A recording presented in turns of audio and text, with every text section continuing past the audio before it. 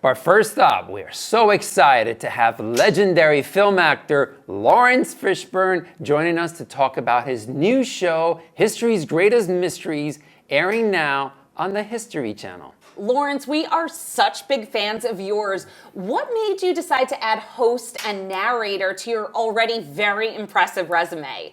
Well, I think, it was probably because I am something of a history student. And like everybody, I love a good mystery. The D.B. Cooper story is one that I think most of us who are aware of it are like, yeah, what did happen with that guy that jumped out of the airplane with all the money? You know?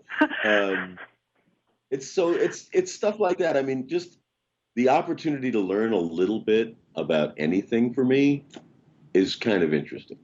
I was excited I got really excited behind the UFO incident in Roswell, and I got really excited about the Titanic because, again, the Titanic is such a fascinating study. One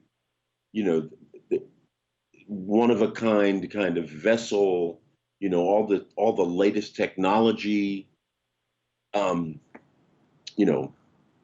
the numerous lives that were lost, which is, ultimately very tragic.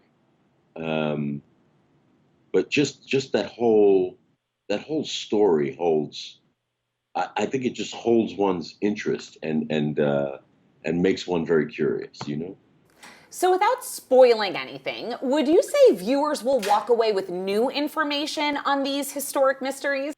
Absolutely. I can promise you that you will walk away with some information that is new and very surprising in some cases, and really will give you a lot of food for thought.